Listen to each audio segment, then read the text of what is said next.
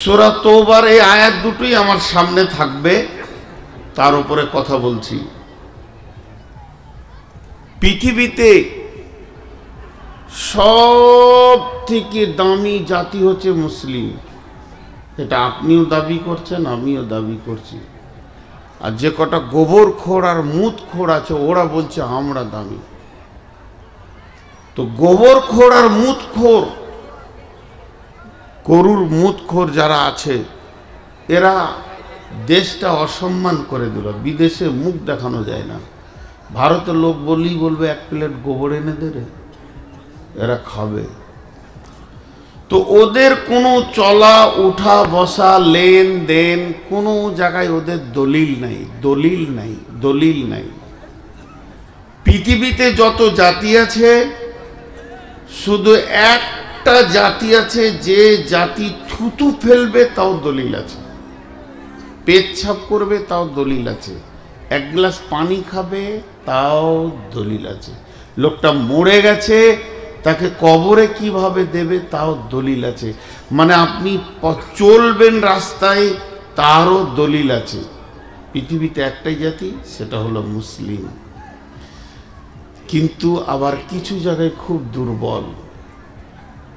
দুর্বল কেন? ছোট্ট একটা প্রশ্ন আপনাদের সামনে আমি করছি, ভেবে উত্তর দেবেন। স্বাধীন জিন্দেগির মূল্য বেশি না পরাধীন জিন্দেগির মূল্য বেশি?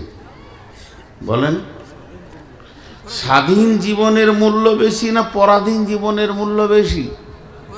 সবাই বলবে স্বাধীন, কিন্তু কিছু জায়গায় পরাধীনতার মতো স্বাদ আর কিছু নাই। দেখেন, এটা কোরআন মাজিদ, কোরআনুল কারীম। এই কোরআনুল কারীমে কটা সূরা আছে? 114টা। প্রতিটি সূরার শুরুতে বিসমিল্লাহ আছে, একটা সূরাতে নেই। সেই সূরাটার নাম সূরা তওবা। একটা সূরাতে দুটো আছে, সূরা নামাল। একটা সূরাতে নাই, সেই সূরাটার নাম তওবা। একটা সূরাতে দুটো আছে, ওই সূরাটার নাম হচ্ছে নামাল।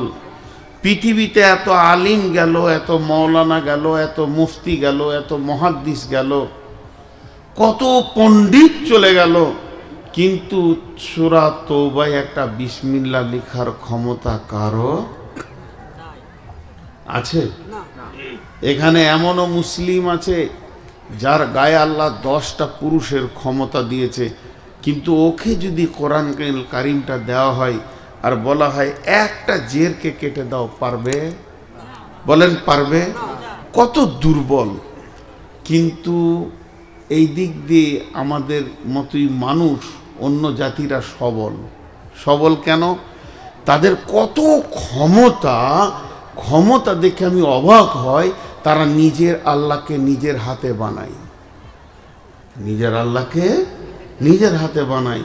কাউকে 1.5 ফুট, কাউকে 22 ফুট, যেমন যেমন সাইজের প্রয়োজন আল্লাহকে সাইজ করে নেয় ওরা।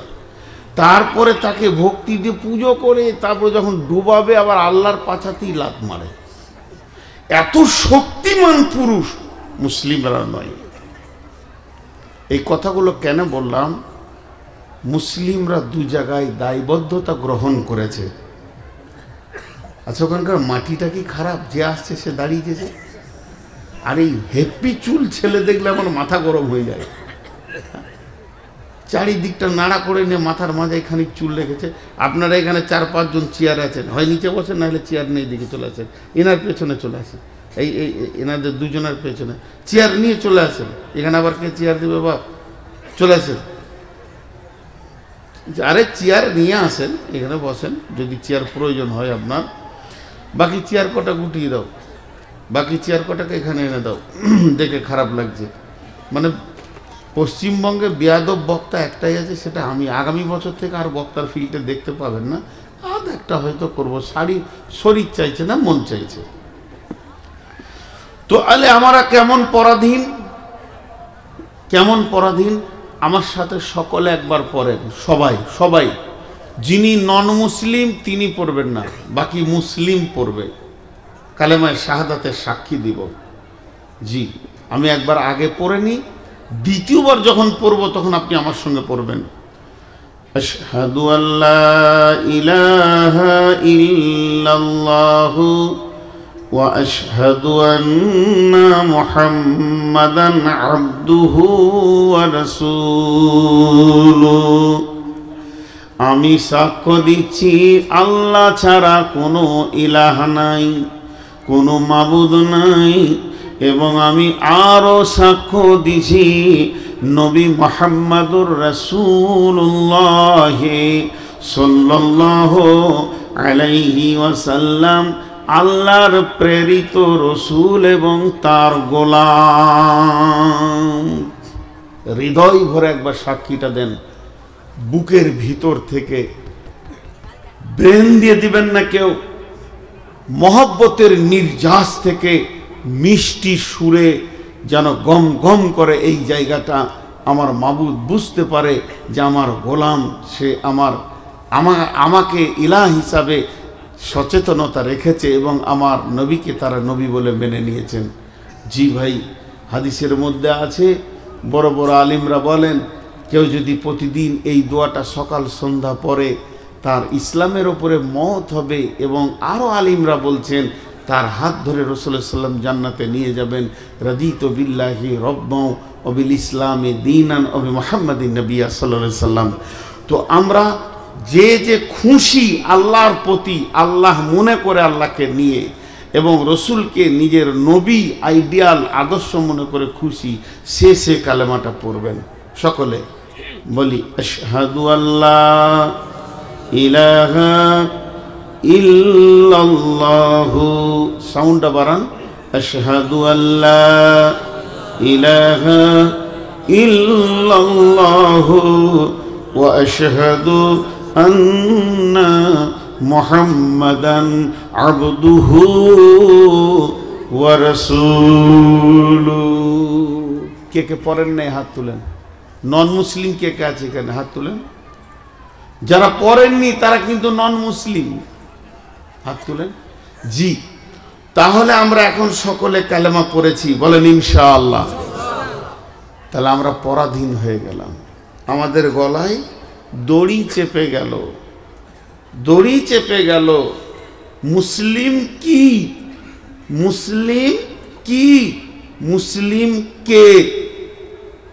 একটা উদাহরণ দিব, উদাহরণটা আমার ব্রেন থেকে নয়, রসুলের দেওয়া ব্রেন।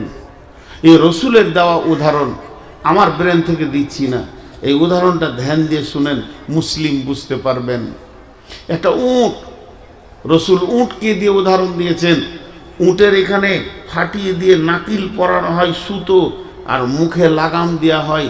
তো 2 আর 2 4টা দড়িকে এক জায়গায় এনে এমনি করে পাকিয়ে একটা ছেলের হাতে ধরিয়ে দেওয়া হলো। উটের একটা ব্রেন আছে, ছেলেটার একটা ব্রেন আছে। উটের ওজন হলো 7 কুইন্টাল, ছেলেটার ওজন হলো 27 কেজি কি 37 কেজি কি 50 কেজি কি 70 কেজি। তো ওর হাতে যখন লাগামটা চলে গেল, তো সঙ্গে সঙ্গে উট একটা কথা বুঝে নিলেন, আমার জীবন আর স্বাধীন নাই, আমার একজন মালিক আছে। ও ডানে টানবে তো আমি ডানে যাব, ও বামে টানবে তো আমি বামে যাব, ও সামনে টানবে তো আমি সামনে যাব, ও পেছনে টানবে তো আমি পেছনে যাব। এই উটটাকে মুসলিম বলা হয়। আমরা এক্ষুনি যে কালেমা পড়ে নিয়েছি, আমাদের জিন্দেগিটা বিক্রি হয়ে গেল কার কাছে? আল্লাহর কাছে। সকলে মহব্বতের সঙ্গে বলি, আমরা বিক্রি হয়ে গেলাম কার কাছে? আল্লাহর কাছে। আল্লাহর নাম নিতে আপনাদের কোনো অসুবিধা আছে না? ওই খবরদার, এই জিনিসগুলো একটু খেয়াল করি। তো আমরা আল্লাহর কাছে বিক্রি হয়ে গেছি, আমাদের নিজের স্বাধীনতা সব শেষ, এখন আমরা বিক্রি হয়ে গেছি। তো আল্লাহ তাবারক ওয়া তাআলা বলছেন, তোদেরকে আমি কিনে নিয়েছি। কিনে তো নিয়েছেনই, এ কথা ধ্রুব সত্য, শুধু সত্য নই, ধ্রুব সত্য যে আমরা বিক্রি হয়ে গেলাম এই মাত্র। আল্লাহ তাবারক ওয়া তাআলা বলেন, ইন্নাল্লাহা আশতারা মিনাল মুমিনিনা আনফুসাহুম ওয়া আমওয়ালাহুম বিআন্না লাহুমুল জান্নাহ ইউকাতিলুনা ফি সাবিলিল্লাহি ফায়াকতুলুনা ওয়া ইউকতালুনা ওয়া'দান আলাইহি হাক্কান ফিত তাওরাতি ওয়াল ইনজিলি ওয়াল কুরআন। এই পর্যন্ত হোক, বাকিটা আবার পরে বলছি। আল্লাহ বলছেন, নিশ্চয়ই আমি মুমিনের জান মাল কিনে নিয়েছি আমার জান্নাতের বিনিময়ে। মুমিনের জান আর মুমিনের মাল কিসের বিনিময়ে কিনেছেন আল্লাহ? জান্নাতের বিনিময়ে। আপনারা কথা বলেন, কথা বললে তাতে অনেক লাভ হয়, বক্তব্যের ফায়দা আসে, মানুষের দিলে বসে। জানটা আওয়াজ হলো রে ভাই, এটা খালি লড়ছে। হ্যাঁ, আর আমি তো কথা বলবো, হাত নড়াবো, তখন ও আবার আমি একটুকু নড়াচ্ছি, ও তো 3 গুণ নড়ছে। জি, আর পানির বোতল তো নেই, পেঁয়াজ লেগে গিয়েছে না, ওইটুকু আছে, হয়ে যাবে, পেরিয়ে যাবে। মানে আমার জিভ শুকিয়ে যাচ্ছে এখন, অনেক অনেক সুগার। তো জান্নাতের বিনিময়ে কিনে নিয়েছে। কথাটা এই পর্যন্ত আপনাদেরকে কিছুক্ষণের জন্য পেন্ডিং রাখতে হবে, আবার কথাটা আসবে। একটা অন্য জগতে চলে যাই, ওখান থেকে অ্যাঙ্গেল দিয়ে টেনে নিয়ে এসে এই কথাতে লাগাবো। সেটা কি? আমি আমার জীবনের স্বাধীনতা নেই, জিন্দেগি ভি আমানত হ্যায়, জিন্দেগি ভি আমানত হ্যায়, दीन इस्लाम भी अमानत है। ना আপনারা ধৈর্য ধরেন। জিন্দেগি আমানত, একটা জিনিসের নাম আমানত আর একটা জিনিসের নাম হচ্ছে মিলকিয়াত। দুটো জিনিসের মানে আগে জানতে হবে। মিলকিয়াত আর আমানতের পার্থক্য আছে আসমান জমিন। আমি স্টেজ থেকে নামলাম, আপনি এসে আমাকে দেখা করলেন, আর একটা 500 টাকা নোট আমার হাতে দিয়ে বলছেন, ভাইয়া এই টাকাটা আমার ছেলে আপনার মাদ্রাসায় পড়ে, ওর নাম খায়রুল ইসলাম, দিয়ে দেবেন। এটা কি? আমানত। আমি ওটা পকেটে রাখলাম, আমার 1000 দরকার হলো, ওই টাকাটা আমি খরচা করতে পারবো না, এটা হলো শেষ কথা। কিন্তু আপনি আবার আমাকে 200 টাকা দিলেন, তারপর বলেন মিষ্টি খেয়ে নেবেন, আপনার যা মন যাবে করবেন। এটা হলো মিলকিয়াত, এটা আমার নিজস্ব, আমাকে এটা দিয়েছেন, আপনি হাদিয়া করেছেন। আমি চা খেতে পারি, ওটাতে আমি বিস্কিট খেতে পারি, ওটাতে আমি মিষ্টি খেতে পারি, যা ইচ্ছা তাই করতে পারি, কিন্তু 500 টাকাটা খরচা করতে পারবো না। এখন বলেন জীবন কাকে বলে? এই জায়গাটা আমি বোঝাতে পারবো কিনা আমি জানি না, আমি ফেলিয়ার হয়ে যেতে পারি। জীবন কাকে বলে? বরকি জয় দেঘি ব দন্তন জীবন।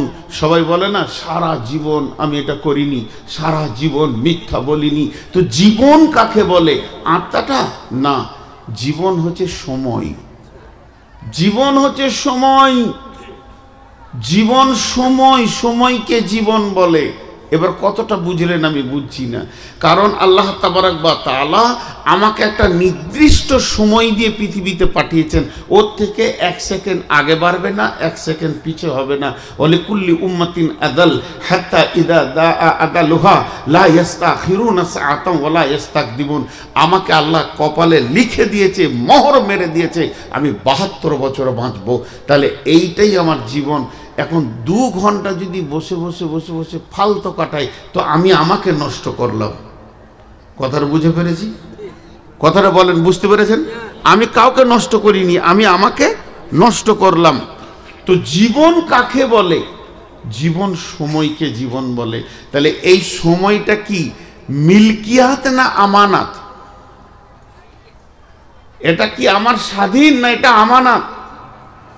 জি বলেন তো, কে বলতে পারবে? এটা আমানত। জিন্দেগি একটা আমানত। কেন? এই জিন্দেগিটার পেছনে খরচা আছে কার? আল্লাহর। প্রতিদিন আমাকে 60 বছর বাঁচাতে গেলে আল্লাহকে 60 বছর আমাকে নিঃশ্বাস দিতে হবে আর খেতে দিতে হবে, তার খরচা আছে। তাহলে তার খরচাতে আমার জিন্দেগির গাড়ি চলছে। তাহলে খরচাটা কার? আল্লাহর। জিন্দেগির গাড়ি চালাচ্ছি। এই জন্যই যারা ইয়ং ব্যাচেলিয়ার ছেলে, তাদের হাতগুলো ধরে বলছি, আমার পেটের ব্যাটা হলেও তো আমি কখনো হাত ধরবো, এটা লজ্জার বিষয় নেই। আমি বয়সে বড় হলো, আমি তোমার বাপের বয়সে, তুমি করে বলছি, বাপ জিন্দেগি আমানত, জিন্দেগিটা বেজায়গায় খরচা করে দিলে আমানতের খেয়ানতি হয়ে যাবে। কিয়ামতের মাঠে আমানতের খেয়ানতি হয়ে যাবে। আমরা কালেমা পড়ে নিয়েছি, আমরা দায়বদ্ধতা গ্রহণ করে নিয়েছি। যারা কালেমা পড়েনি তারা পৃথিবীতে দায়বদ্ধতা নাই, তারা জাহান্নাম যাবে আল্লাহর কাছে। রসুল বলে দিয়েছেন, আর দুনিয়া ও সিজনুল লিল মুমিনি ও জান্নাতুল লিল কাফির। তারা আখিরাতে বুঝবে, মানে ঘানি টানবে, কিন্তু দুনিয়াতে তারা স্বাধীন উদাসীন ঘুরবে। এর জন্য আমার চলা ফিরা, উঠা বসা, লেনদেন, মাথার চুল থেকে নিয়ে পা পর্যন্ত নবী মুহাম্মদুর রাসূলুল্লাহ সাল্লাল্লাহু আলাইহি সাল্লামের মতো হতে হবে, নাহলে জিন্দেগি আমানত। এবার বলেন, কিয়ামতের মাঠে যখন বিচার হবে, আল্লাহ রাব্বুল আলামিন বলছেন, ইন্না ইলাইনা ইয়াবাহুম সুম্মা ইন্না আলাইনা হিসাবাহুম। ইন্না ইলাইনা ইয়াবাহুম সুম্মা ইন্না আলাইনা হিসাবাহুম।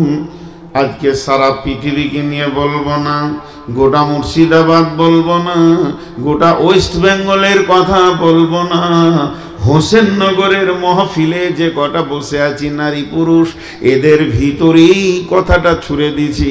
একজন উঠে দাঁড়িয়ে বলেন, আমি আল্লাহর হুকুমে কিয়ামতের মাঠে যাব না, আমি স্বাধীন আছি, আমাকে কেউ নিয়ে যেতে পারবে না, আমি সঙ্গে সঙ্গে লিখিত দিব, আপনাকে নামাজ রোজা করতে হবে না, আপনি স্বাধীন, আপনাকে আল্লাহ ছেড়ে দিয়েছে।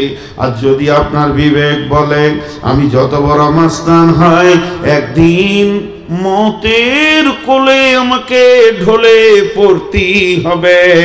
বড় বড় কুখ্যাতরাও কবরে শুয়ে আছে, বিখ্যাতরাও কবরে শুয়ে আছে।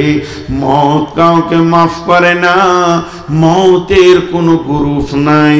তাহলে আমি বলবো, এখন থেকেই তোমাকে রাস্তা বেছে নিতে হবে। কেন না আমার রব বলেছেন, আমি তোমার জান আর তোমার মাল, এই দুটি আমি জান্নাতের বিনিময়ে কিনেছি।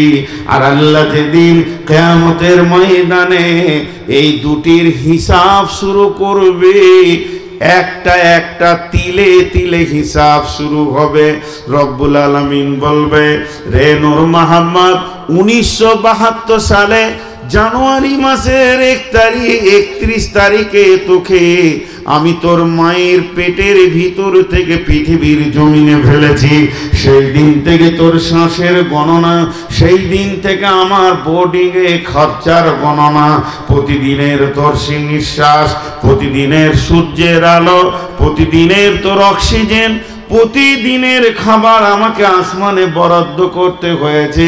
কেননা কতদিন 2028 সালে তুই ফেব্রুয়ারি মাসে 13 তারিখে মরেছিস, টোটাল এতদিন আমি বহন করেছি। অতএব জিন্দেগিটা তোর নয়, জিন্দেগির সময়টা আমার কাছে ছিল। আমি আমার গোডাউন থেকে তোকে আমানত দিয়েছিলাম, যা তুই খরচা কর, আনন্দ কর। তোর কাছ থেকে আমি বিনিময় টাকা চাইনি, পয়সা চাইনি, তোর কাছে আমি সোনা চাইনি, দুনা দানা চাইনি, হিরেমণি মাণিক্য চাইনি, শুধু চেয়েছিলাম সকাল বিকাল কয়েকটি সাজদা। আর তোর কাছে আমি বিনিময় চাইনি। হে গোলাম, একবার হসপিটালে যা, যদি তোর ঈমান না বাড়ে, হসপিটালে গেলে ঈমানটাকে চার্জ করে নিয়ে আই। যেমন মোবাইল চার্জ হয় চার্জার দিলে, মুমিন হসপিটালে আর কবরে গেলে তার ঈমান চার্জ হবে। নাকে অক্সিজেন লাগানো আছে, আইসিইউ ঘরে রুগী ভরা আছে, 3 দিনে 72,000 টাকা বিল হয়েছে। হে গোলাম, একবার তুই ভাব, 3 দিনে 72,000 টাকা বিল করেছে ডাক্তার। তোকে আমি 53 বছর ধরে সুস্থ শ্বাস দিচ্ছি, আমার কাছে তোর বিলটা কত আছে একবার তুই ভেবে দেখ। এই জিন্দেগিটা তোর নয়, জিন্দেগিটা হলো আমার দেওয়া, এটা তুই খরচা কর। আমার কোনো দুঃখ নাই, শুধু দুঃখ এতটুকু হয় আমি ডাকবো তুই সাজদায় লুটিয়ে পড়বি। টাকা নেব না, পয়সা নিব না, নিব না তোর কাছে একটা নয়া, নিব না তোর গাড়ি বাড়ি। কিয়ামতের দিন একটা হিসাবের দিন আসছে। সেই হিসাবের দিন যখন এসে যাবে, প্রথম প্রশ্ন করা হবে তুমি তোমার জিন্দেগিটা কোন কোন রাস্তায় ব্যয় করেছ বলো। হে যুবক, যৌবন কালটা কোন রাস্তায় ব্যয় করেছ বলো। এবার তিলে তিলে হিসাব শুরু হলো। কেমন হিসাবটা শুনেলেন? হিসাবটা একবার শুনেলেন।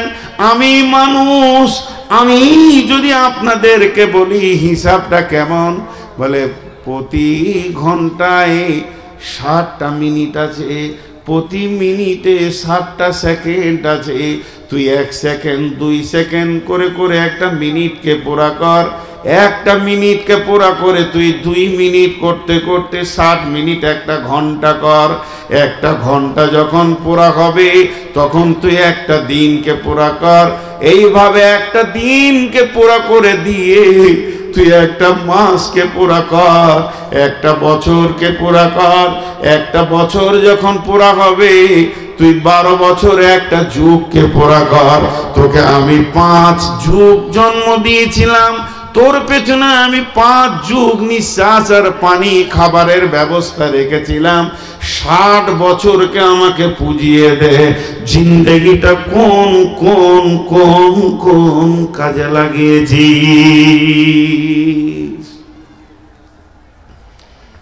মাঝে একটা ছোট্ট কথা বলি, উদাহরণ দিচ্ছি। মনে করেন আজকে জালসায় আমি আসিনি। কেন আসিনি? মন যায়নি। রাত জেগে জেগে ক্লান্ত, আজকে গেলাম না, দেখে লেগা। সিরাজুল ভাই মহব্বতের মানুষ, অনেক বন্ধু মানুষ, ওনার সঙ্গে আমার কথাই কথাই তর্ক খালি বেঁধে যায়। কেন? মহব্বত থাকলে এটা হয়। তো উনি এলাম না, দেখে লেগা, হয়ে গেল। 4 দিন পরেই চলে এসেছি পাশের গ্রামে কুচগিরিয়াতে জালসা করতে। এখানকার কমিটি দেখা করতে গেছে আমাকে। দেখা করে বলছে, কি ব্যাপার মৌলানা, এত বড় একটা মাদ্রাসার জালসাকে মেরে দিলেন। যখন এই কথা বলা সঙ্গে সঙ্গে আমি সোজা করে ছুরি চালিয়ে দিলাম। শরীরটা খুব খারাপ, সেদিন উঠতে পারিনি, মাথা ঘুরছিল, সুগার অনেক বেড়ে গেছিল। সব কটা মিথ্যা বললাম। কিছু করে নিতে পারবে? নাহলে সোজা করে বলে দিলাম যে আমার শ্বশুর মারা গিয়েছিল, এখনো বেঁচে আছে বেচারা। কাগজ কলম নিয়ে দেখতেও যাবে না, ভেজালও থাকবে না। খানিকটা বললাম শ্বশুরটা মারা গেল, ভালো লোক ছিল। তো দুজন তখন বলবে, বেশ চুপ করেন আর কাঁদিয়েন না। হ্যাঁ ঠিকই আছে, মানুষ মরলে কি কেউ আসে? মিটে গেল ঝামেলা। কিন্তু আল্লাহকে পারবে কেউ? জোরে বলেন, পারবে? বিশ্বনবী একটা কথা বলে দিয়েছেন, এই কথাটা খালি ধ্যান দিয়ে শুনেন। কেন নামে একটা শব্দ আছে। কি হলো তোমার? কেন? কেন বুঝেন তো? কেন মানে আরেকটা বলো, কেন মানে আরেকটা বলো। তো পৃথিবীর বুকে যত কেন আছে, তুমি পড়া করলে না কেন, তুমি ক্লাসে এলে না কেন, তুমি আজকে লিখলে না কেন, তুমি ওখানে গেলে না কেন, তুমি জালসায় এলে না কেন, এই কেনগুলোকে সত্য মিথ্যা উল্টা পাল্টি দিয়ে টপকে দেওয়া যাবে। যাবে কি যাবে না? কিন্তু আল্লাহ যদি কেন বলে, আল্লাহ যদি কেন বলে, কথা বলেন আমার সঙ্গে, এটাকে টপকানো যাবে? বিশ্বনবী বলছেন, যখন কিয়ামতের মাঠে হিসাব নিকাশ শুরু হবে, আমার রব বলেছে, গোলাম তুমি এই কাজটা করলে কেন, করলে কেন, করলে কেন? নবীজি বলছেন, গোলাম রে, তোকে আল্লাহ কেন বলেছে রে, তুই তখনই বুঝেলে আমার আর উপায় নাই, আমার ঠিকানা জাহান্নাম। ফার্সিতে একটা কবিতা পড়েছিলাম, কারিমা বিবক্ষা এবার হালিমা কি হাস্তা নসিরে কমন্দে হাওয়া নদারি মে গয়রাজ তুফারি আদে রাস তুই আসিয়ারা খতা বাক্স বাক্স নিঘাদা রেমা আজ জিরা হে খাতা খাতাদার গুজারো সওয়াবম নুমা আল্লাহুম্মা হাসিবনি হিসাবান ইয়াসিরা। এ আল্লাহ, তুমি কঠিন কিয়ামতের দিনে আমাদের হিসাবকে আসান করে দাও। আর আসান হিসাব কাকে বলা হয়েছে জানেন? আসান হিসাব বলেছেন আল্লাহ রব্বুল আলামিন আপনার দপ্তর খুলবে না, গুনাহ নেকি দেখতে যাবে না। আপনার যদি আল্লাহ জান্নাত দেওয়ার ইচ্ছা করে তো গুনাহ আর নেকি দেখতে যাবে না, বলবে গোলাম রে এই গুনাহ তুমি করেছো কি? গোলাম চারিদিকে তাকিয়ে দেখবে কেউ নাই, আমি একা রব। জি আল্লাহ, আমার দ্বারা হয়ে গেছে। আমার রব বলবে গোলাম তোর গুনাহগুলোকে পার করে দিয়ে নেকিটা আমি বের করেছি, তোর এই নেকিটার কারণে আমি রব তোকে মাফ করে দিয়েছি। তাকে হাসরের ময়দানে দাঁড়াতে হবে না, বেশি সময় লাগবে না। তেমনি মালের হিসাব যখন শুরু হবে, আল্লাহ বলবেন নূর মাহমুদ রে, তোর ব্যক্তিগত জীবনে তোর ব্যক্তিগত সম্পত্তি ছিল 2 থেকে 3 কোটি টাকা। প্রতি কোটি টাকাতে 100টা লাখ ছিল, প্রতি লাখে 100টা হাজার ছিল, প্রতি হাজারে আপনার কিনা 100 টাকা 10টা ছিল, প্রতি 100 টাকায় 100টা 1 টাকা ছিল, প্রতি 1 টাকাতে 100টা নয়া ছিল। তুই আমাকে 1 নয়া 2 নয়া 3 নয়া করে বুঝিয়ে দে, এই জিন্দেগিতে মালটা কোন দিক থেকে আয় করেছিস, আয়টা আগে বুঝা, তারপরে কোন রাস্তায় এটা ব্যয় করেছিস হিসাবটা বুঝিয়ে দাও, তারপরে তোমার রেহাই হবে। আমি বুঝাতে লাগলাম, একদিনের কথা বলছি। রব্বুল আলামিন ফেব্রুয়ারি মাসের 6 তারিখে হোসেননগর গেছিলাম সেখানে জালসা করতে। সেদিন আমার পকেটে 20,000 টাকা ছিল। আমি ওখানে ঝুঁকে পড়ে মাদ্রাসা হেফজে কোরআনে 15,000 দিয়ে দিলাম। আল্লাহ বলবে চল ঠিক আছে, আমার কোনো আপত্তি নাই। মসজিদ একটা পাশে নির্মাণ হচ্ছিল, সেখানে 4,500 দিয়ে দিলাম, ফাঁকে 500। আল্লাহ বলবে ঠিক আছে চল, আপত্তি নেই। এখন আমার চোখের সামনে কয়েকটি ভিখারিকে 490 টাকা দিয়ে দিলাম, আর থাকে মাত্র 10 টাকা। রব্বুল আলামিন ওটা পকেটে করে নিয়ে রাস্তায় একটা পান খেলাম, তাতে চলে গেল 5 টাকা। বলবে আগেবার এখনো আমাকে আল্লাহ কেন বলেনি?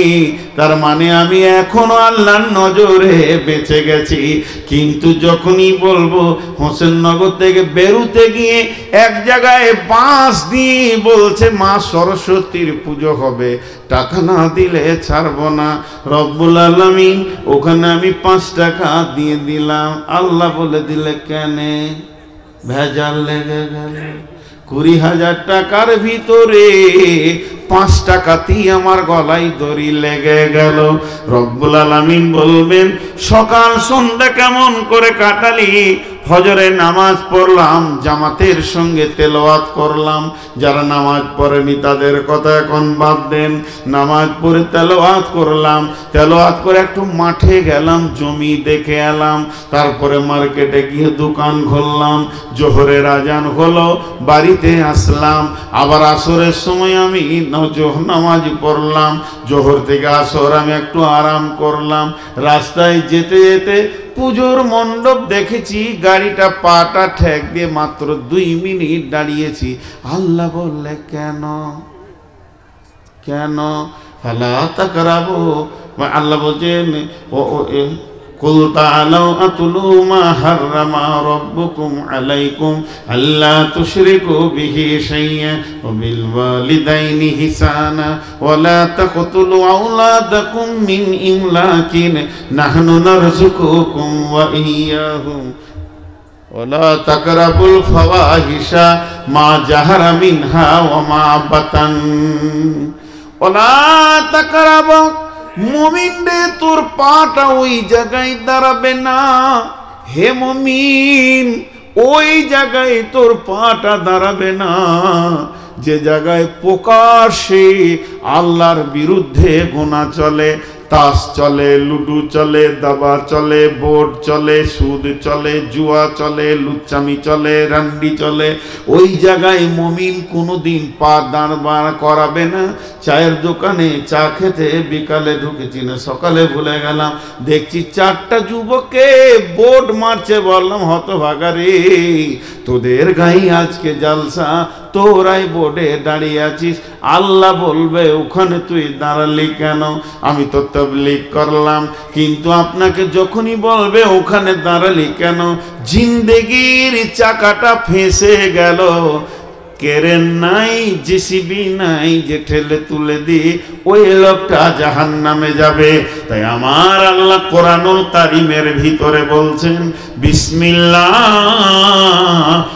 রহমানির রহিম ইন্নাল্লাহা আশতারা মিনাল মুমিনিনা আনফুসাহুম ওয়া আমওয়ালাহুম বিআন্না লাহুমুল জান্নাহ।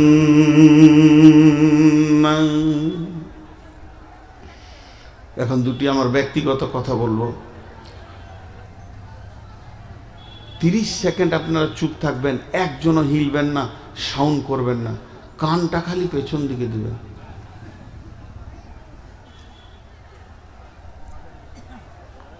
ওইখানে যারা আছে খুব আনন্দে আছে, ওদের ধারণা আজকে যে কটা মাথা মোটা ওটাই প্যান্ডেলের ভিতরে আছে, তাছাড়া চাউমিন চলছে, বাদাম চলছে, হুড়পড়ি ঘুরছে।